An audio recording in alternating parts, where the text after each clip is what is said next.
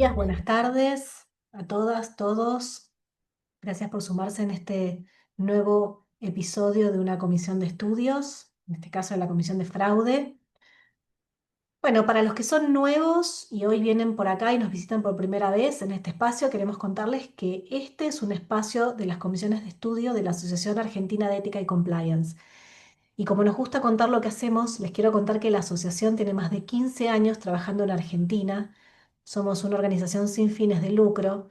Nuestro objetivo es promover la adopción e inspirar el uso de las mejores prácticas en materia de ética y cumplimiento, entendiendo que las prácticas de las organizaciones tienen que ajustarse no solo a las normas y regulaciones aplicables, sino también a los principios éticos y de buenas prácticas de gobierno, control y transparencia. Cuando se creó la asociación, el lema con el que nacimos era lo correcto debe primar sobre lo conveniente. Y sigue siéndolo, pero a lo largo de los años acuñamos un segundo lema, que es que somos apasionados y apasionadas por hacer lo correcto. Queremos contarles que además de las comisiones de estudio, la asociación tiene una certificación internacional en ética y cumplimiento que damos junto con la Universidad de UCEMA. Tenemos más de 2.500 graduados y 24 ediciones. Estamos haciendo ya la edición número 25. Eh, es todos los jueves a partir de las 5:30 de la tarde y es en formato virtual. Así que, Sofi, si podés, postea dentro del chat para el que le interese anotarse para la próxima, que la próxima edición es en septiembre. Queremos contarle que las comisiones de estudio trabajan distintos temas para los que les interesen, además de esta que trabaja fraude corporativo. Tenemos temas como behavioral compliance o data privacy y ética digital, antitrust, industria financiera y fintech, sector público, penal estratégico, sector salud, gestión de compliance, sostenibilidad, ASG, diversidad y cultura ética y prontamente una nueva comisión, la número 12, que es compliance en energía y minería. Así que si les interesa alguno de estos temas, desde ya los invitamos a seguirnos en redes y ver nuestras actividades, estar atentos y anotarse para la próxima. La asociación también tiene un club del Compliance Officer que se reúne en forma bimestral, donde lo que buscamos es actualizarnos y traer temas que nos permitan estar permanentemente al día de las discusiones de los profesionales de compliance. Y también tenemos un grupo de alumni para todos aquellos graduados SEC de la certificación, que se reúne también si no están anotados en el grupo, si son graduados y no están en alumni, acá les estamos posteando, Sofi les está posteando en el chat el link para sumarse al grupo. La asociación además todos los años realiza dos eventos muy importantes. Uno es el encuentro público-privado, donde justamente reunimos a sectores, representantes de los sectores público-privado y tercer sector también, la prensa, etcétera, a conversar sobre los temas que tienen que ver con compliance en el año puntual. El encuentro público-privado es el 18 de junio, ahora en breve, si no se anotaron, desde ya los invitamos a anotarse.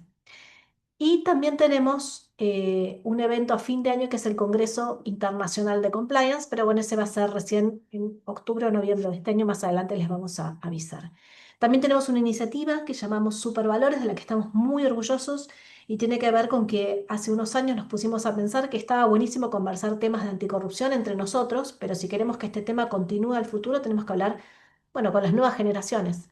Entonces decidimos llevar un programa que es de forma lúdica, trabaja con chicos de quinto, sexto y séptimo grado de los colegios, todo con voluntarios. Al que le interese participar, desde ya puede sumarse también, capacitarse como voluntario y formar parte de esta iniciativa. Queremos agradecer finalmente a todos los sponsors que hacen posible nuestro trabajo y nos acompañan. Tenemos a Danone, a Galicia, a La Segunda, a TGS, sponsors de plata como Worldsys y sponsors de bronce como TGN y Camusi. Y también nuestro Media Partnership, que es abogados.com.ar. Bueno, los invitamos a formar parte de la asociación, a hacerse socios y a participar de todas nuestras actividades y seguirnos en redes. Y ahora sí, sin más, los dejo en manos de Marcelo Vejero y Fernando Peirete con un orador de lujo para hoy. Muchas gracias, Marian, y buenas tardes a todos y a todas. Es un gusto tenerlos en esta reunión de la comisión para una charla, diría Fer, que bastante interesante porque, por lo menos desde que yo me sumé a la comisión, que se llama Gestión del Fraude Corporativo, hoy vamos a hablar estrictamente de control y prevención de fraude interno. Y para eso tenemos un gran invitado para hablar del tema. Además de tremendo abogado, es un buen amigo, que es el doctor Facundo Sarrabairuz. Lo voy a presentar brevemente. Facundo es abogado, es socio del estudio Roque y Sarrabairuz. Se recibió en la Universidad Austral, donde también tiene cursos de posgrado, que también ha estudiado en el exterior. Facundo también es profesor en nuestra querida Universidad de Buenos Aires, también dicta cursos de posgrado en la Universidad Austral, y ha enseñado en otras universidades en el interior del país, como ha sido invitar a hablar también fuera de él. Tiene muchas membresías y artículos escritos, y principalmente Facundo dedica su práctica profesional al derecho penal económico, no solo en defensa de causas penales, sino también con mucho enfoque en cuestiones de compliance e investigaciones internas. Así que junto con Fernando, desde ya le agradecemos a Facundo su presencia y la buena onda para sumarse a hablar del tema de hoy. Fernando, si quieres decir algo antes de que arranquemos. Gracias, Marce. Bueno, estamos muy agradecidos con Facundo que se haya sumado. Nos vamos a entretener mucho. Nosotros, Marce, nos vamos a presentar en una línea, como siempre, pero yo hoy tengo un cambio grande para contarle a todos. Hoy es, de hecho, mi primer día como líder de Forensics para México y Centroamérica en KPMG, basado aquí en Ciudad de México, así que ese es mi nuevo título. Marce, no sé si querés presentarte vos también, porque siempre hay gente nueva que se acerca y no nos conoce tanto. Perfecto, Fer, ante todo, felicitaciones por el cambio. Gracias. Bueno, para los que ya me conocen y para los que no, Marcelo Ovejero, soy abogado en Holland Knight, un estudio de abogados de Estados Unidos, y estoy basado en la oficina de Miami, del estudio, también dedicado a temas de derecho penal económico, compliance e investigaciones internas. Bueno, sin más, empezamos con algunas de las preguntas que habíamos pensado con Fer hoy para hacerle acá a Facundo. Bueno, Facundo, buenas tardes. Ante todo, ya hablamos de vos, pero todavía no te dejamos hablar, pero el tema de hoy es justo, como decía antes, me parece que es el punto neurálgico de nuestra comisión, que es fraude corporativo o fraude interno, como se lo conoce. Entonces yo diría que para empezar y quizás para beneficio de quienes están iniciando un poco en la materia, quizás, la pregunta sería, ¿cómo definirías con tus propias palabras qué es el fraude interno? Y más allá de la definición que para vos tenga, la pregunta relacionada sería si para vos estamos hablando de una cuestión que es estrictamente legal o hay otras disciplinas desde la cual tenemos que entenderlo para poder hacer, digamos, una gestión eficaz del riesgo que el fraude representa dentro de una compañía, ¿no? Bárbaro. Bueno, antes que nada, déjame, Marce, agradecer la invitación tanto a vos como a Fernando, como a la Asociación Ética y Compliance, a la que me recibió muchas veces en eventos como participante o asistente, y que para mí es un honor muy grande y un orgullo que me hayan citado. Espero que les pueda dar algunos elementos de utilidad. Por suerte, la práctica profesional a mí me llevó a intervenir en muchos casos de fraudes internos. Soy abogado de distintas empresas, pero en particular tengo algunos bancos de clientes y eso me ha llevado a intervenir en muchas causas penales e investigaciones internas por fraudes internos, porque por ser las entidades financieras en general, eh, entidades que operan con fondos de terceros, es un foco, digamos, de un riesgo muy alto para todos los casos de fraudes internos, ¿no? Entonces, siendo concretamente a tu pregunta, bueno, es bastante amplia la posibilidad que tengo yo de definir el concepto de fraude interno, ¿no? Porque no es un concepto que surja del Código Penal. El Código Penal prevé distintos tipos de defraudaciones, como les menciona el capítulo correspondiente de los delitos contra la propiedad, sino que sería un concepto más de índole criminológico, si le podría poner una etiqueta, ¿no? Porque se trata de un concepto que elabora la disciplina del compliance, que en general cuando uno habla de compliance, el foco se pone más en los delitos cometidos por la empresa y por eso la niña bonita del compliance siempre es la anticorrupción, ¿no? Pero también el compliance abarca todos los delitos que se cometen también contra la empresa, ¿no? Esto, Juan Pablo Montiel, que es un autor argentino muy importante en la materia, lo señala muy bien en alguna de sus publicaciones. Y dentro de los delitos contra la empresa, los delitos contra la propiedad de la empresa normalmente ponen un foco en el concepto de defraudación, ¿no? Está bien que un empleado puede cometer un hurto contra la empresa, llevarse una computadora, materialmente, digamos, desapoderar de forma material a la empresa de un bien, pero lo cierto en general son esquemas un poco más sofisticados que comprenden dentro de lo que está establecido dentro del Código Penal, ya yendo a la definición legal, tanto las estafas como los abusos de confianza, ¿no? Que esta es una división clásica que hace el derecho penal, no solo el derecho penal argentino, surge, si uno va a los libros de Soler, surge del derecho penal italiano, ¿no? Y del derecho penal alemán también, la diferenciación entre estafas con, con las abusos de confianza, ¿no? Y ambos se pueden englobar dentro del concepto de defraudación genérico, como toda lesión patrimonial cometida con fraude. Esta es una definición clásica que hace Soler de los tipos penales que están en el Código Penal, correspondientes a las defraudaciones, ¿no? Y se trata tanto, como decía, de estafas como de abuso de confianza, ¿no? Las estafas en general son defraudaciones que se cometen mediante un ardid o un engaño. Normalmente la doctrina analiza las estafas bajo una triple relación de causalidad, ¿no? O sea, un ardido engaño que realiza un sujeto, que es el sujeto activo del delito, que ese ardido engaño está vinculado causalmente con un error de la víctima, que en este caso sería la persona jurídica, o puede ser una persona que actúa dentro de la persona jurídica, que es la persona engañada, y ese error que comete la víctima genera un perjuicio patrimonial, perjudicial obviamente para el titular del bien jurídico, ¿no? El Código Penal prevé a modo ejemplificativo, porque no es una enumeración taxativa, distintos tipos de ardides, ¿no? Como puede ser la de aparentar bienes, aparentar crédito, negociaciones fraudulentas, nombres supuestos, simulaciones. Son todos tipos especiales de ardid que están previstos dentro de los artículos 172 y 173 del Código Penal, ¿no? Y los abusos de confianza son los supuestos de fraude en los cuales no hay un ardid, un engaño, sino que la víctima realiza la entrega de una cosa, un bien, al autor de la acción, digamos, ¿no? No hay un vicio en la voluntad del titular de ese bien, sino que lo entrega voluntariamente y el desvío se produce mediante un quebrantamiento de la confianza entre el titular del bien jurídico y el autor, ¿no? Por ahí me estoy poniendo un poquito dogmático penal, pero me parece necesario. Entonces, los fraudes internos, en términos genéricos, comprenden ambas categorías. Incluso lo podríamos extender también a otro tipo de conductas, como podría ser el insider trading, el balance falso, por supuesto. Muchos de estas conductas normalmente surgen y se hacen evidentes por la falsificación de algún tipo de documentación contable.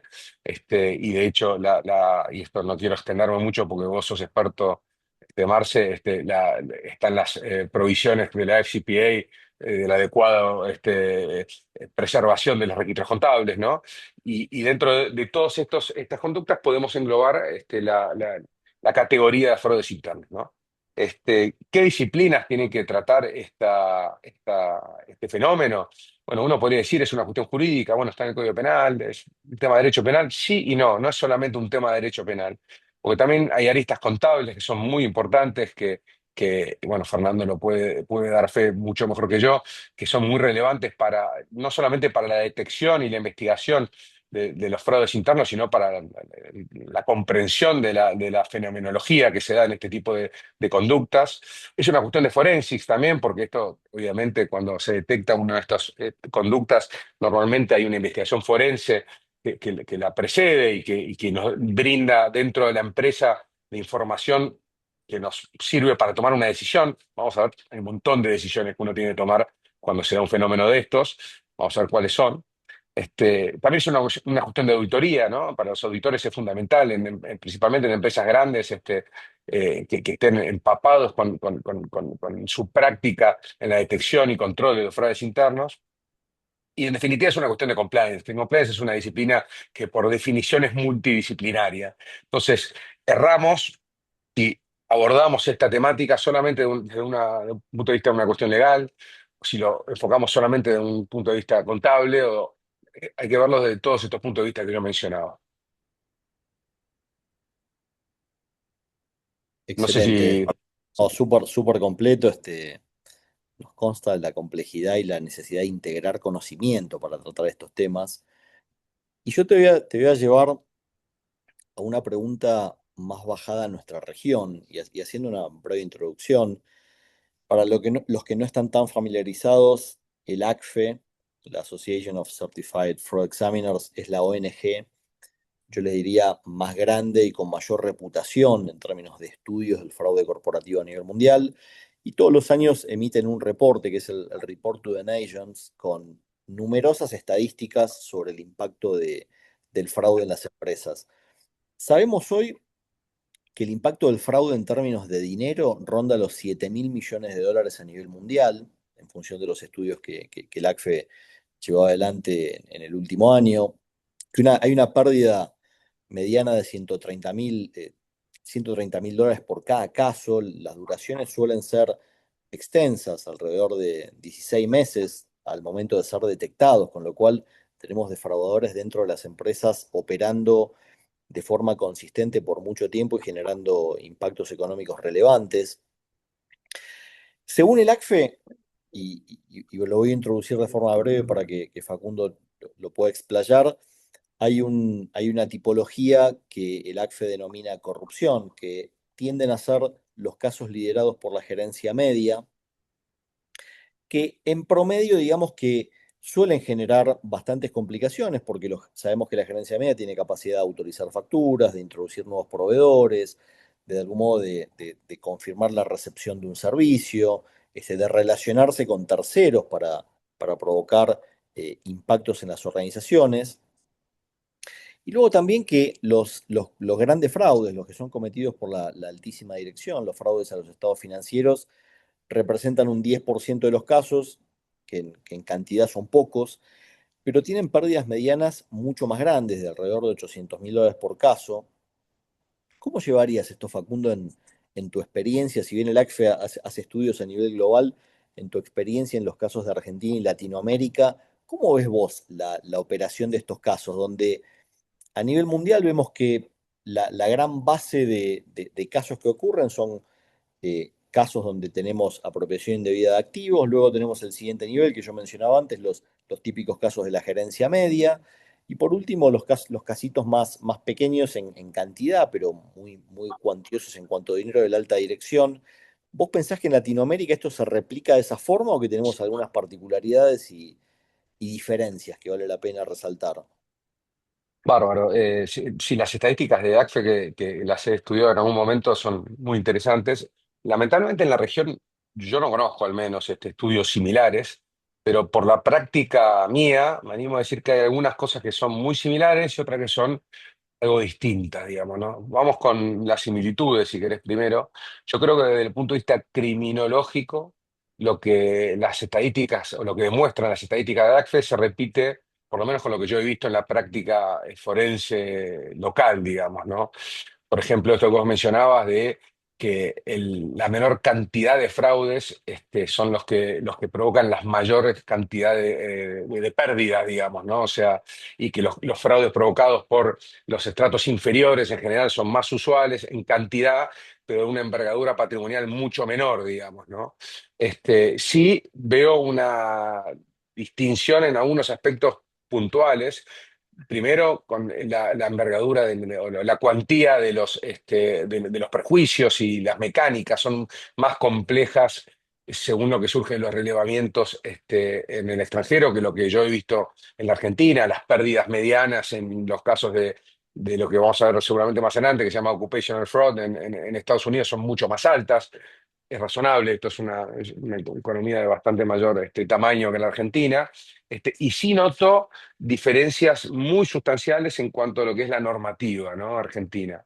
El Código Penal eh, creo que necesita una urgente reforma en estas cuestiones. Por empezar, tiene en lo que es la regulación de las defraudaciones muchísimas falencias en la redacción de los tipos penales, porque pensemos que el Código Penal argentino se dictó en el año 1921, ya hace más de 100 años, entonces tanto el artículo 72 del Código Penal como los primeros incisos del artículo 173 tiene una redacción aplicable a una economía de una definición o unas características completamente distintas a la economía moderna. Después hubo algunos parches que prevén fraudes en letras de leasing o fideicomisos o estructuras negociales un poco más modernas, pero son parches que no terminan de abarcar adecuadamente todo el fenómeno.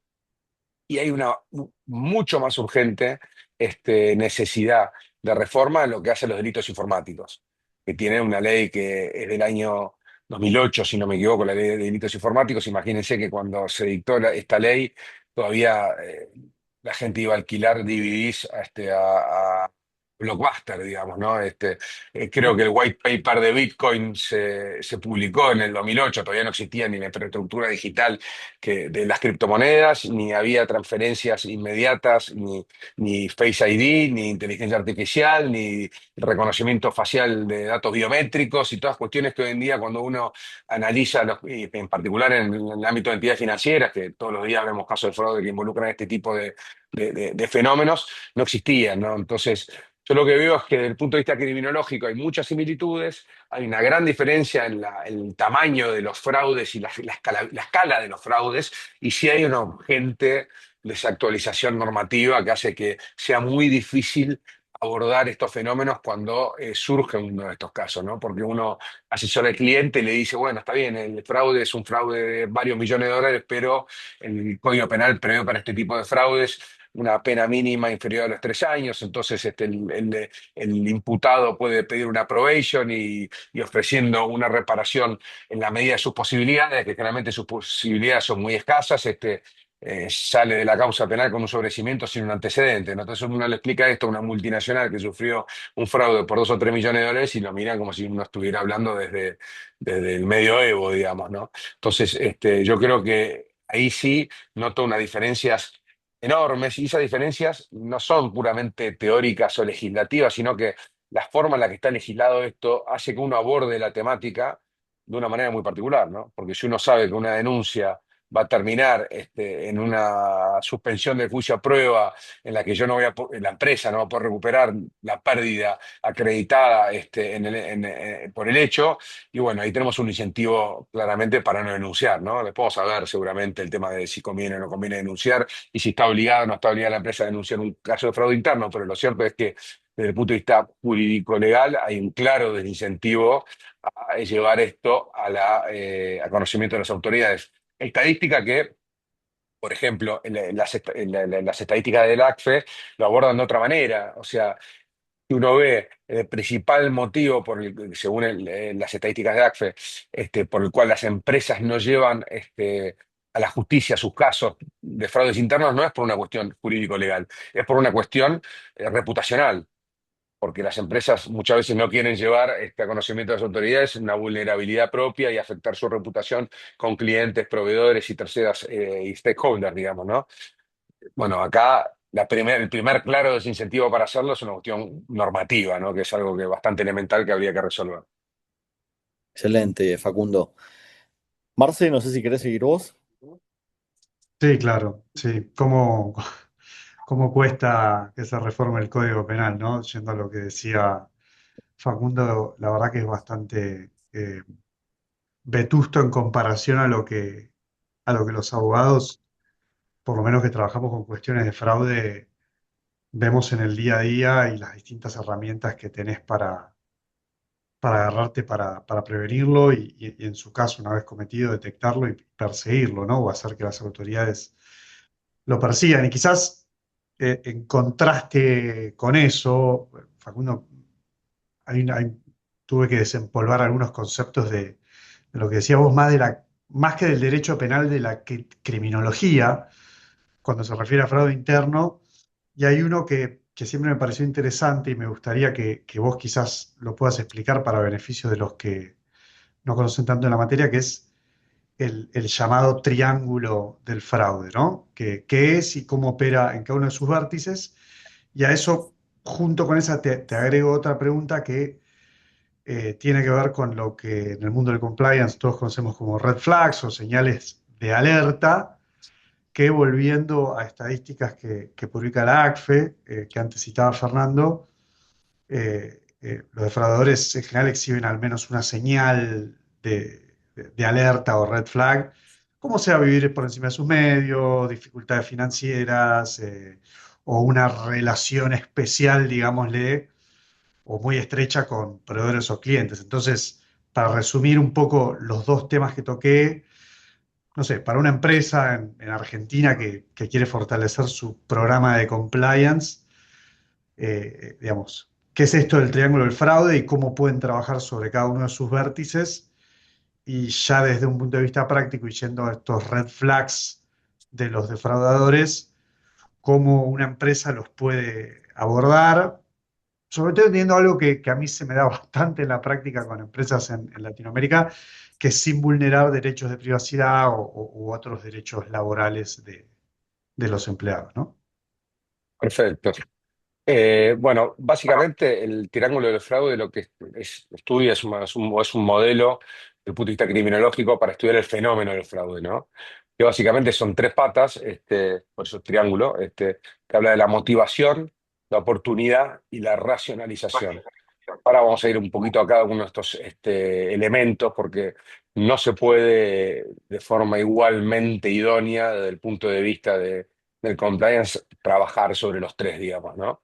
El primero que era la necesidad o la percepción, en realidad, de necesidad económica, son aquellos supuestos en los que el sujeto, la persona que trabaja en la empresa, tiene esa percepción de que necesita mejorar su situación económica, ¿no? Esa presión de que tiene problemas financieros o de que necesita mayores ingresos que no puede resolver por los medios normales, digamos, que tiene, que es el cobro de su sueldo o la renta que tenga de sus bienes, digamos, ¿no?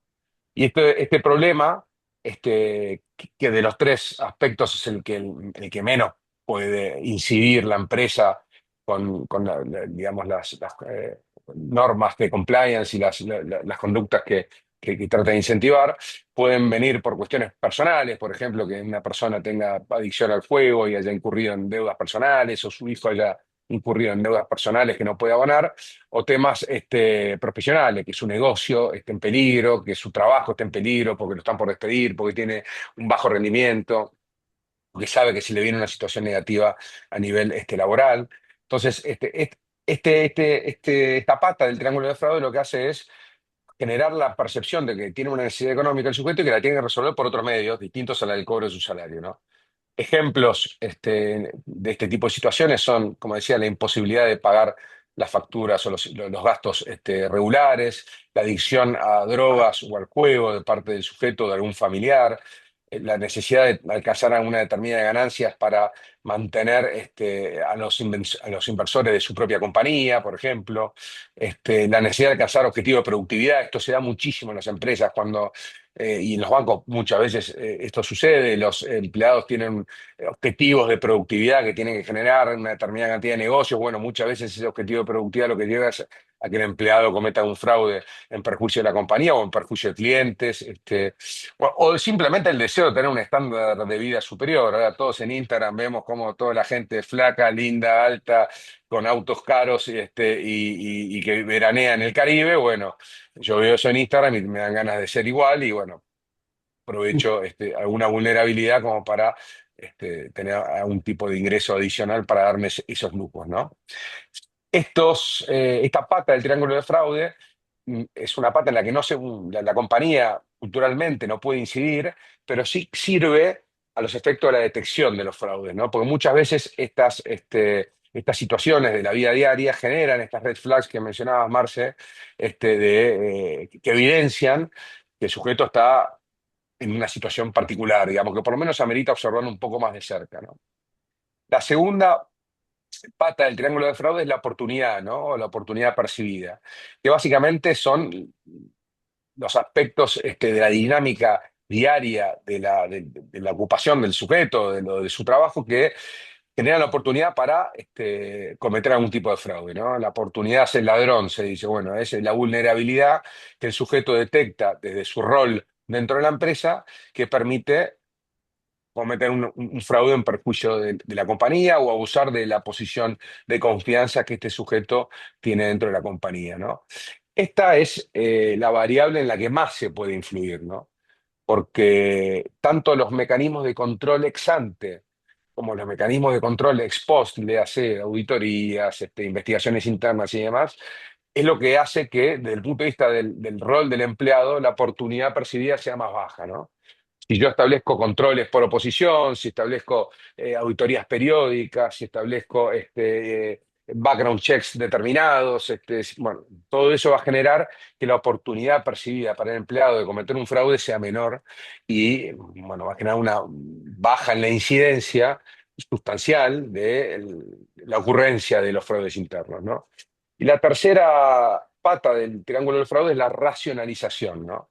Esta es una cuestión en la que puede incidir la compañía de forma, digamos, muy leve, mediante la cuestión cultural, ¿no? Yo cuando empecé a estudiar tema de compliance, a mí la cuestión cultural me parecía medio soft y medio como que no le daba mucha relevancia. Yo la verdad que cada vez le doy más relevancia a la cuestión cultural, porque realmente es algo en lo que puede incidir bastante la compañía desde el punto de vista, al menos teórico, ¿no? Uno los valores los aprende normalmente en su casa, en el colegio y con sus amigos, pero lo cierto es que el mensaje que manda la compañía desde arriba hacia abajo tiene que ser el correcto, ¿no? Y eso genera menos oportunidad para la racionalización del fraude. ¿Qué es esto de racionalización del fraude? Es, bueno, en realidad yo solo estoy tomando prestado el dinero, después lo voy a devolver, o este dinero que yo me estoy llevando me lo deben porque a mí la compañía me paga poco, porque mi trabajo es mucho más importante que el reconocimiento que recibo a través del salario, o esto es porque mi familia lo necesita, porque tengo que ayudar a una persona que está en riesgo, o no me pagan lo suficiente para el trabajo que hago. Bueno, son todas estas excusas que psicológicamente uno encuentra para justificar moralmente o aceptar moralmente el hecho de que estoy cometiendo un fraude, ¿no? Entonces, esas son las tres patas del triángulo de fraude y esto opera de distintas formas de acuerdo a los distintos tipos de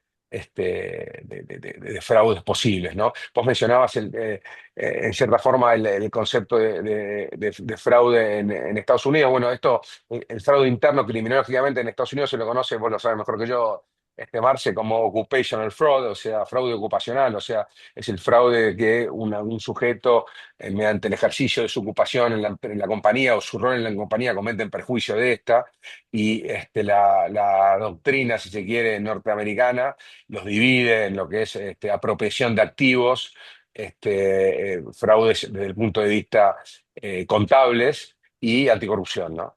Entonces, estas tres, digamos, patas del operational fraud también uno los puede ir analizando de acuerdo a las tres patas del triángulo de fraude que mencionaba anteriormente. Y como decía, estas cuestiones se proyectan normalmente en las banderas rojas o red flags que vos mencionabas en la pregunta, ¿no? Porque muchas veces tanto el exceso de un criterio de racionalización como la oportunidad, como el criterio de necesidad de parte o la percepción de necesidad económica, lo que generan son síntomas que uno puede ver desde el punto de vista del compliance que me permiten a mí detectar el fraude o investigarlo, ¿no? Puede ser que yo encuentre una inconsistencia contable y eso me lleve a mirar a un grupo de empleados y bueno, yo lo primero que voy a ver es si alguno de esos empleados evidenció en su conducta algún tipo de red flag, ¿no? Y ejemplos de red flags hay muchísimos, pero el más común, y esto también es una estadística que surge de ACFE, es la vida, digamos, por fuera del nivel socioeconómico que uno esperaría de un determinado empleado, digamos, ¿no? Si un empleado de mediana jerarquía en una compañía llega un día con un auto importado de alta gama, bueno, claramente eso es una cuestión que uno tiene que mirar. O sea, ¿Esto quiere decir que un empleado de mediana jerarquía no se puede comprar un auto de alta gama? No, no, no, no es una cuestión de perfilar a una persona de lo que puede o no puede hacer, pero lo cierto es que si uno tiene conocimiento de lo que esa persona gana, porque uno básicamente le paga el salario, y de golpe esta persona excede su medio de vida, bueno, es un síntoma que esta persona está teniendo por lo menos algún tipo de ingreso adicional al ingreso regular que tiene. Y muchas veces las empresas, en los códigos de ética y en las obligaciones que tienen con respecto a los empleados, no les impiden tener algún otro ingreso, pero sí los obligan a declararlo, digamos, ¿no? Y muchas veces lo que sucede es que se detecta que hay ocultamiento de este tipo de información. Otra red flag muy común, la segunda en importancia, si se quiere, o en ocurrencia, es la demostración de dificultades financieras, ¿no? Que esta persona aparezca, por ejemplo, en el Veraz, en categorías del Banco Central, que demuestran que tiene deudas con el sistema financiero, bueno, problemas familiares, problemas de pareja, un aislamiento social. Muchas veces estas personas, cuando cometen alguna conducta de estas, se tienden a retraer y a apartarse de sus vínculos laborales habituales. Bueno, estos son solo algunos ejemplos, hay un montón, y esto tiene una utilidad fundamental a los efectos de la individualización de la conducta y la investigación, por supuesto, ¿no? Gracias. Gracias Facundo. Muy buena la respuesta. Y a mí viste, hay como dos de los indicadores de los que mencionabas que siempre yo los diferencio de por ahí del tercero, que a mí es el que más siempre me gusta investigar, que es la relación estrecha con proveedores y clientes, porque ahí ya ves más un esquema más de corrupción un poco más directo, mientras que los otros dos problemas financieros o un enriquecimiento súbito parecen más, viste, como una investigación de enriquecimiento ilícito, si se quiere, y es un poco más difícil ahí porque ahí ya tenés más cuestiones de privacidad, de acceder, digamos, a las cuentas personales de las personas. Distinto es cuando tenés que investigar de golpe la relación con un proveedor, porque ahí en general por ahí usar una plataforma de comunicación de la empresa, como puede ser emails o un teléfono de la compañía, a lo que quizás tenés acceso un poquito más fácil. Fer, ¿querés ir con la próxima? Gracias, Marce. Y después un poco de toda esta introducción que nos hizo Facundo con este detalle del triángulo del fraude y sus aristas. Cuando hablamos de prevención, ¿cuáles son, Facundo, a tu juicio, controles y mecanismos efectivos que se pueden tener en cuenta? Y por supuesto, digamos, siempre tomamos nota de los típicos, la segregación de funciones, la rotación en ciertas funciones, los background checks que las compañías suelen hacer de proveedores y empleados, las auditorías, pensar en la aplicación Perfecto. de tecnología y preguntarte también, si bien lo vemos, por lo menos los que estamos más familiarizados con las cifras del ACFE, que realmente se observa una disminución significativa del impacto del fraude en cuanto a pérdidas y tiempo de duración del fraude cuando las compañías aplican sistemas de control de manera inteligente, pero aún así en Latinoamérica hay cierta resistencia todavía. Y nos encontramos muchos en el mundo corporativo con compañías, inclusive de- de tamaño mediano o grande, con deficiencias severas en términos de controles, y en algunos casos, y vos lo habrás observado también, con mecanismos que pueden ser simples, como el desarrollo y aplicación de canales de denuncia, que suelen ser de los factores más efectivos, que sigue habiendo algún tipo de- de resistencias. ¿Cómo ves esto vos en tu práctica profesional con los clientes que te ha tocado trabajar? Bárbaro. Lo primero que te puedo decir respecto de esto es que quizá la industria que lleva, digamos, que es el irillar, el rompehielos en toda esta cultura, digamos, de prevención y control de fraude interno, siempre es la industria bancaria, ¿no? Que por definición, como decía, es la que está más expuesta a estos riesgos y la que en general ha avanzado primero en la implementación de controles y de medidas, ¿no?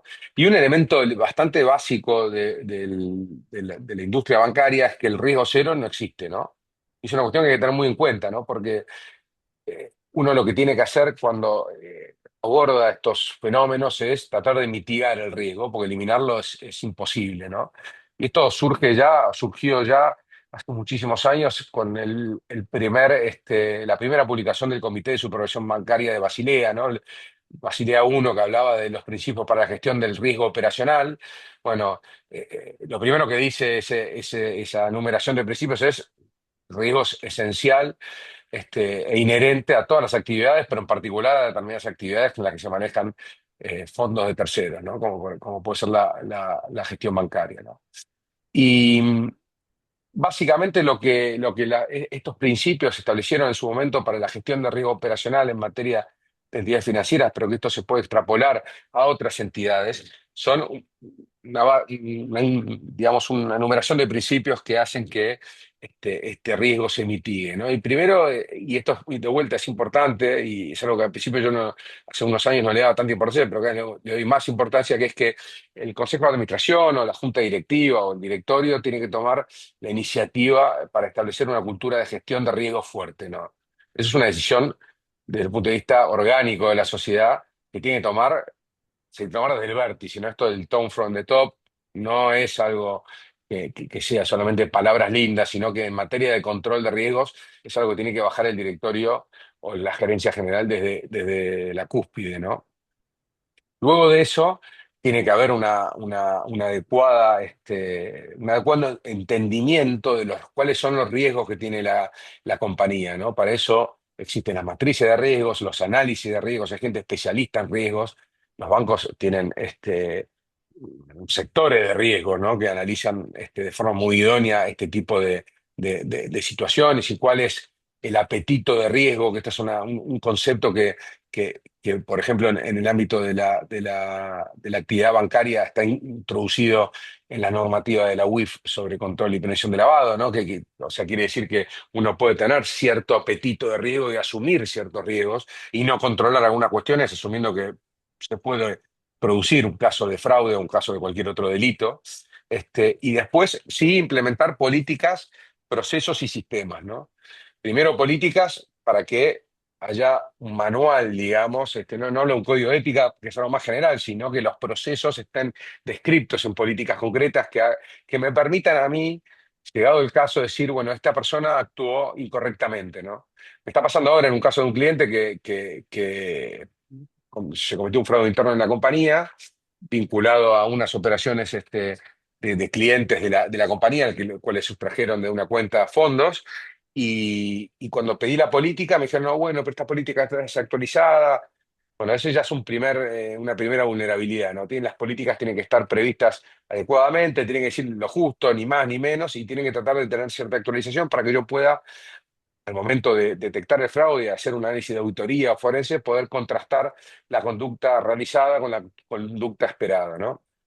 Después hay un montón de procesos que uno implementa desde el punto de vista operacional que me permiten a mí mitigar estos riesgos. Algunos los mencionaste vos, Fernando, en tu posición o en tu pregunta. Por ejemplo, los controles de oposición son fundamentales y esto es algo que tiene que ser eh, aplicado verdaderamente, ¿no? Y por eso es importante el tema cultural. Yo vi muchísimos casos en los que hubo fraude donde existía el control por oposición, pero cuando uno investigaba, lo que decía la persona que había controlado al que había actuado es, bueno, pero me pidió fulanito que le aprobara la operación y yo tenía un buen concepto de él. Bueno, hay que bajar línea de lo que es verdaderamente un control por oposición, ¿no?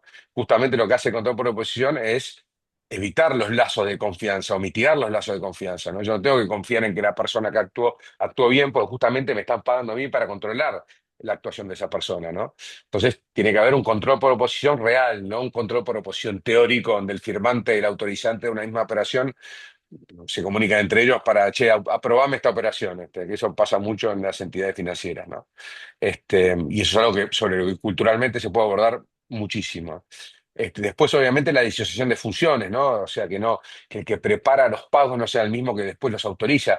Increíblemente, yo he visto en casos de empresas pymes, pero relativamente importantes, de tratamiento de residuos o de negocios de una envergadura importante, casos de fraudes en las que la persona que emitía los cheques era la misma persona que las aprobaba. Decís, pero eso es algo elemental, o sea, te estás vos generando el propio riesgo si no disociás las funciones de forma adecuada. Después sí hacer background check profundo de las personas, tanto proveedores como clientes, como empleados con los que uno interactúa, ¿no? Y para eso hoy hay herramientas que son inmejorables. Nunca tuvo tantas herramientas una empresa para hacer una averiguación o una indagación sobre las personas como las que tiene hoy, a través de proveedores de servicios externos, léase WorldCheck o Reuters o asimilables, Gnosis, incluso herramientas de inteligencia artificial que permiten escanear noticias en la red. Bueno, hay un montón de herramientas que me permiten hacer un verdadero background check que antes, hace 20 años, era imposible. Uno tenía que ir a una hemeroteca y hojear los diarios y las revistas a ver si encontraba algo, digamos, ¿no? Este, Implementar chequeos estandarizados en el sector de pago a proveedores, auditorías internas aleatorias respecto a algunos procesos, un correcto due diligence de proveedores. Bueno, hay un montón de herramientas que uno puede implementar para mitigar estos riesgos, ¿no?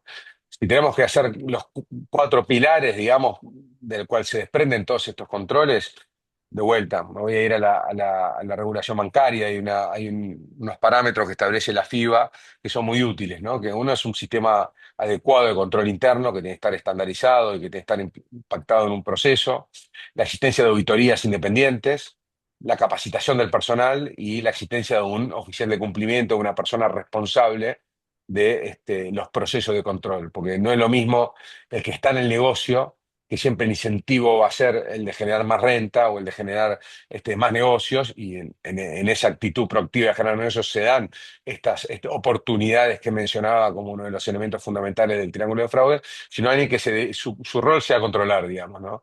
Y su rol sea no solamente controlar, sino además impulsar este tipo de filtros que uno puede imponer para tratar de que sea más difícil, no imposible, pero más difícil para el autor de la conducta defraudar a la compañía, ¿no?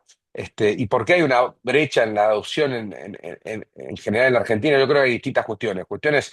Hay dos cuestiones principales, si se quiere. Una cuestión cultural y una cuestión monetaria, ¿no? En la Argentina, por empezar, la cuestión cultural, somos bastante descuidados en general con lo que uno hace, digamos, ¿no? El argentino no es una persona que sea muy afecta a los controles, ¿no? De hecho, uno ve tanto en las empresas como también en el colegio, el que controla es un buchón, y el buchón no se lo ve como alguien que es mal compañero, que es una mala persona. Bueno, esa cultura hace que este tipo de medidas sean más difíciles de implementar en el contexto argentino, ¿no? Y después una cuestión de presupuesto, ¿no? Las empresas argentinas muchas veces tienen un presupuesto más agotado que las que tienen en otras economías más desarrolladas, entonces suelen dedicar menos recursos a este tipo de medidas, ¿no? Excelente resumen, Facundo. Sí, vemos que hay todavía mucho por evangelizar con estos temas y poner sobre la mesa costos, beneficios, riesgos a los que las empresas se exponen, que muchas veces no son del todo conscientes, y es un trabajo que en el que no tenemos que bajar los brazos. Marce, Sí, yo me sumo un poco a lo que dijiste, Fer, coincidiendo ahí con Facundo, y por ahí aportar que, además de una cuestión de costo, y hay un tema también cultural, eso me pareció muy interesante, Facundo, lo que decís de la visión que se tiene del buchón en Argentina, que quizás acá trabajando en Estados Unidos es tan diferente esa cuestión. Digamos, hay mucho más incentivo o permitido en la cultura, eh, esa cosa de denunciar al prójimo. No, no sé si lleva a una mejor construcción de sociedad o no, pero bueno, es una diferencia cultural remarcada, sino que también, y yo a veces lo señalo en algunas conferencias en las que he participado, eh, hay un tema con la cuestión del enforcement. Si bien a muchos de los que nos dedicamos al área de compliance, eh, eh, digamos, nos gusta que haya una mejor, digamos, footprint cultural dentro de las empresas son agentes económicos y muchas veces se mueven con, digamos, con un razonamiento muy de costo-beneficio. Entonces, por lo menos en mi experiencia trabajando muchos años en Estados Unidos, yo veo que acá vos ves que las empresas invierten en esas cosas, todos los controles de prevención, pero más que nada tiene que ver porque hay niveles muy altos de enforcement contra las empresas, o sea, de aplicación de las leyes, y también al mismo tiempo que se da eso, hay beneficios por tener todas estas cosas en lo que es a las sanciones que una empresa le puede tocar enfrentar si la acusan de que sus empleados violaron alguna de estas leyes, que son por ahí elementos que por un tema de desarrollo jurídico, doctrinario e inclusive cultural, en Latinoamérica y en Argentina tardó un poco más en instalarse. Entonces hay como menos presión de factores externos como puede ser el enforcement y demás para adaptar este tipo de cosas. Yo tenía alguna que otra pregunta para hacerte, Facundo, pero tampoco queremos eh, abusar del tiempo, tanto tuyo como el de los presentes, porque tenemos estipulada 1 hora de duración. Y también ver si alguien del público quería mandar alguna pregunta por escrito. Con gusto le dedicamos 2 o 3 minutos para contestarla, salvo que vos tengas alguna otra, Fer, o que Facundo quiera agregar alguna cuestión más, antes de dar por finalizada la comisión del día de hoy. Es cuando decimos la palabra mágica Sofía. Y Sofía sale al rescate, a ver si hay alguna. Vengo del más allá. No, por ahora no hay consultas, así que pueden ir con la pregunta que ustedes quieran. Ok, Bueno, entonces, si te parece, Fer, cerramos con esta, vale. que tiene que ver con una cuestión que pasa una vez que se detecta el fraude, Facundo, eh, que tiene que ver con la cuestión de, ok, detectamos algo dentro de la empresa, y en general me parece que estamos hablando más para casos donde la empresa también es responsable por el fraude, porque la beneficia y no es tanto en contra, que si autodenunciarse o no reportar nada a las autoridades. Digamos, autodenuncia es un instituto que existe bastante en el derecho comparado porque se otorgan varios beneficios a la empresa que lo hace. En la Argentina no estoy tan empapado de cómo es la cuestión y cuáles son las ventajas y riesgos concretos de estas alternativas, ¿no? Y qué factores pueden jugar en la decisión. Bárbaro. Es la pregunta esa y quizás el punto más interesante de toda esta temática, ¿no? Lo primero que me gustaría decir es que si ocurrió un fraude, ocurrió un delito dentro de la empresa, no necesariamente implica esto que falló el programa de integridad o el programa de compliance, ¿no? Porque los programas de integridad en cualquier materia, anticorrupción, pero también en materia de prevención del fraude interno, están hechos para prevenir y detectar. Y de hecho, la ley de responsabilidad penal de las personas jurídicas, que rige solamente para delitos contra la administración pública o delitos de corrupción en la Argentina, prevé algunos supuestos, incluso hasta de exención de pena en los casos en los que la compañía se autodenuncie. Y para que se autodenuncie, estos requisitos, ¿no? Que devuelva el beneficio indebido y que haya implementado un programa de integridad adecuado. Pero para que la compañía se autodenuncie, tiene que detectar el fraude, ¿no? Y la detección es la segunda pata fundamental de cualquier programa de integridad. Entonces, dicho que esto de que la situación de que haya ocurrido un fraude no implica que el programa de integridad fracasó, nos permite abordar esto con una mayor objetividad, ¿no? Porque si asumiéramos el hecho desde el punto de vista de que ya el programa fracasó, lo más probable es que estemos generando un incentivo a tapar todo y que no haya ningún tipo de investigación interna, ni mucho menos de un disclosure a una autoridad de la ocurrencia del hecho. Entonces, yo creo que esto sobre la necesidad o no de hacer un reporte, uno se puede hacer dos preguntas primero, ¿no? La primera pregunta que es fundamental es si el no reportar esto implica un delito para las autoridades de la sociedad o si hay alguna norma que obliga a reportar, ¿no? Y el principio en Argentina es que no hay ninguna obligación de denunciar un delito de una empresa privada. O sea, el Código Penal solamente sanciona al que no denuncia cuando es un funcionario público en ejercicio de sus funciones. Un privado no está obligado a denunciar. Uno normalmente cuando lo aborda un cliente es, bueno, pero yo estoy obligado a denunciar. No, no, pará, no estás obligado a denunciar. Entonces, esto nos lleva a algunos casos que yo voy a mencionar ahora, ¿no? Esto nos lleva a la segunda pregunta, es, ¿el disclosure del hecho beneficia a la compañía o no la beneficia? Y sobre eso vamos a ver que hay distintas ventajas y riesgos, ¿no? ¿Cuáles son las situaciones en las que hay una obligación de reporte? Bueno, la primera la mencioné recién, cuando hay un funcionario público que toma conocimiento en ejercicio de sus funciones de que ocurrió un hecho delictivo, ¿no? Porque sobre eso hay un delito que está previsto en el Código Penal, que es un tipo de encubrimiento, que es el funcionario público que en ejercicio de sus funciones conoce un delito y no lo denuncia. Y por esto también este criterio se hace extensible o se puede hacer extensible a las empresas públicas también. ¿Por qué? Porque la definición de funcionario público en el Código Penal es excesivamente amplia.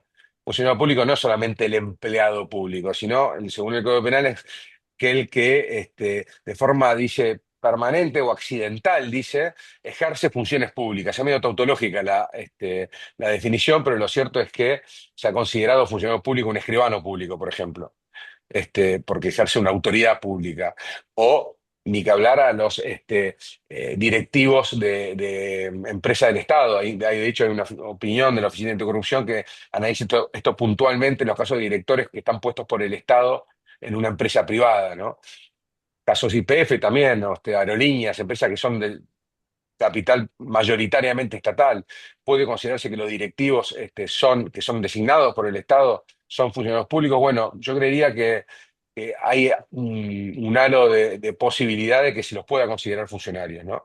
Entonces, ahí tenemos dos supuestos muy claros de obligación de reporte. Después están los casos en los que ya hay un acuerdo con una agencia gubernamental. Por ejemplo, en los proyectos de PPP en su momento, en la época de Macri, se exigía ciertos parámetros de integridad y de la aplicación de un criterio perdón, un programa de integridad adecuado, y las guías para la implementación de los programas de integridad de acuerdo a esta ley emitidos por la Oficina de Corrupción establecían cierta incentivo muy fuerte a denunciar en aquellas empresas adjudicatarias de los programas de propiedad, de los PPP, digamos, no me acuerdo cómo se llamaba, cómo eran las siglas, ¿no? Lo mismo en los casos donde hubo un acuerdo de colaboración eficaz en el marco de alguna ley, como por ejemplo la ley 27401, que es esta ley de responsabilidad penal de las personas jurídicas, donde el fiscal puede exigirme a mí, bueno, nuevos hechos de corrupción o nuevos hechos de fraude, yo quiero como condición de que yo te otorgue el beneficio de la ley correspondiente, que vos los reportes, ¿no? En Estados Unidos, Marce, corregime vos, pero en los casos de NPAs y DPAs es habitual que se establezcan monitores que estén obligados Sí, de forma activa a reportar cualquier hecho nuevo, digamos, ¿no? correcto. Después hay la obligación residual de empresas que operan en el mercado de valores de publicar hechos relevantes a la CNV, ¿no? Y acá hay un matiz. No ha escrito mucha gente acerca de esto, pero es un matiz muy interesante, ¿no? Porque si se produce un hecho ilícito que puede afectar o puede generar un daño de una envergadura suficiente como para considerarlo un hecho relevante, la no publicación de ese hecho relevante al mercado de valores podría generar al menos una infracción de índole administrativo con penas bastante graves, digamos, ¿no? Acusaciones bastante graves, ¿no? Y también hay algunos deberes de reportar proactivos para las leyes no en Argentina, pero sí en Europa, de protección de datos personales, ¿no? La GDPR establece algunos criterios de denuncia mandatoria de lo que son breach de datos personales, ¿no? Que puede involucrar supuesto de fraude interno también, ¿no? Entonces, sacando esos casos, vamos a analizar si es conveniente o no el reporte del hecho a una autoridad. Y sobre esto hay ventajas y riesgos, ¿no? Yendo rápido porque ya estamos en tiempo, las ventajas cuáles son de llevar esto a la autoridad de forma proactiva. Primero, la posibilidad de hacer cesar la conducta ilícita, digamos, ¿no? Yo cuando detecto la conducta y evalúo seriamente llevarla a la autoridad, lo primero que cualquier persona jurídica o sociedad hace es interrumpir la conducta ilícita, ¿no? Evitar que se siga consumando, ¿no? Muchas veces estos esquemas de fraude son continuos, no se provocan en un momento instantáneo, sino que se van cometiendo a lo largo del tiempo. Bueno, lo que permite la detección y eventualmente llevar esto a la autoridad o de hacer el disclosure de esta conducta es impedir que se siga consumando la conducta ilícita, ¿no? Después existe la posibilidad de exhibición de pena para ciertos directivos y para el compliance officer si se acredita que son ajenos, o digamos, si uno denuncia este hecho en una autoridad, eso es un indicio fuerte de que quien lo denunció no está involucrado, ¿no? Porque la tendencia de una persona justamente es a no autoincriminarse. Entonces, si una persona hace la denuncia es un elemento que se podría tener como elemento suficiente como para acreditar la falta de dolo, la falta de intervención del sujeto en el fraude concretamente hablando. Existe la posibilidad en algunas leyes, como por ejemplo la ley de anticorrupción o la ley de represión penal de las personas jurídicas, de exhibición de pena en la sociedad, o de menor graduación de la pena para la sociedad si es que el delito prevé responsabilidad penal para la persona jurídica, y también tiene un beneficio reputacional. Si bien en su momento había mencionado que las estadísticas de ACFE establecen que uno de los principales temores que tiene una sociedad para llevar hecho a las autoridades es el daño reputacional, está acreditado, y esto está medido, que las empresas que recuperan más rápidamente su reputación son aquellas que se autodenunciaron. Y un caso digamos, muy citado es el caso Siemens, digamos, ¿no? Donde, a ver, el caso Siemens no fue 100% una autodenuncia, porque ya había investigaciones penales en distintos países, pero es cierto que la conducta transparente de Siemens a lo largo de todo el mundo, digamos, de autodenunciarse y llevar a las autoridades otros hechos que iban detectándose, hizo que Siemens recuperara su reputación en un plazo relativamente razonable, ¿no? Fueron años, pero lo cierto es que comparamos Siemens con Odebrecht, dos empresas completamente distintas, de países distintos, que no tienen nada que ver, pero Odebrecht quebró y Siemens hoy es una de las principales compañías del mundo, digamos, ¿no? Y tuvieron posiciones completamente distintas frente a la existencia de hechos ilícitos. Y los riesgos, bueno, el riesgo está en que uno está anticipando el riesgo penal, ¿no? A ver, y como la existencia de un fraude puede pasar desapercibido para la propia persona jurídica muchas veces, y te diría que la mayoría de las veces pasa desapercibido también para las autoridades. Entonces uno cuando toma la decisión si llevar adelante una autodenuncia o no, uno lo que siempre evalúa es qué tan probable es que la autoridad, obviamente cuando no hay una obligación de denunciar, qué tan probable es que la autoridad llegue a este hecho por sus propios medios, ¿no? Y es una variable que es fundamental a los efectos de tomar una decisión o que la junta directiva tome una decisión, porque no solamente va a generarse mediante la autodenuncia un riesgo penal concreto eventual para la empresa, porque puede tener responsabilidad penal por el propio hecho, porque hay un perjudicado que es su cliente, o porque el hecho involucra un delito que tiene responsabilidad penal de la persona jurídica, o puede ser el delito de corrupción, o el delito de lavado, o el delito de evasión tributaria, todo delito que tiene responsabilidad penal de la persona jurídica y podrían estar asociados a un evento de fraude interno. Lo mismo riesgo penal para los directivos, que también van a estar en una situación de tener que explicar que ellos no tuvieron nada que ver con el hecho que se detectó. Obviamente, riesgo de responsabilidad patrimonial o civil para la compañía y en algunos casos para los directivos también. Este, y riesgos tributarios que puede llegar a haber por ajustes por salidas no documentadas, es un supuesto que se da muy habitualmente en casos de fraude interno y de corrupción, porque la plata muchas veces tiene que salir de la compañía y eso se produce a través de facturas apócrifas y eso genera un riesgo tributario bastante severo para la compañía. Y obviamente el riesgo reputacional, ¿no? Que si esto pasara desapercibido por la autoridad, el riesgo reputacional nunca se concreta, ¿no? Y después vemos casos como el que mencionaba de Odebrecht o el famoso caso de Arthur Andersen, que son compañías que no se han podido recuperar del riesgo reputacional. Entonces, uno tiene que sopesar todos estos riesgos y principalmente la probabilidad de ocurrencia digamos, del evento por medios ajenos a lo de la propia autodenuncia, como para tomar una decisión que sea adecuada al momento de asesorar a la junta directiva o el directorio, ¿no? Lógico, lógico. Muy claro, Facundo. Bueno, agradeciendo a todos a Facundo obviamente principalmente, y a todos los que se sumaron y se quedaron hasta el final. Esperamos verlos la próxima. Bueno, muchas gracias a todos. Un abrazo grande. Muchas Les pido, gracias. porfa, a ustedes si se quedan un segundito, así les saco una foto para redes. No hay problema, ¿eh? Les- Ahora les digo, uno, dos, va. Saco una segunda por las dudas.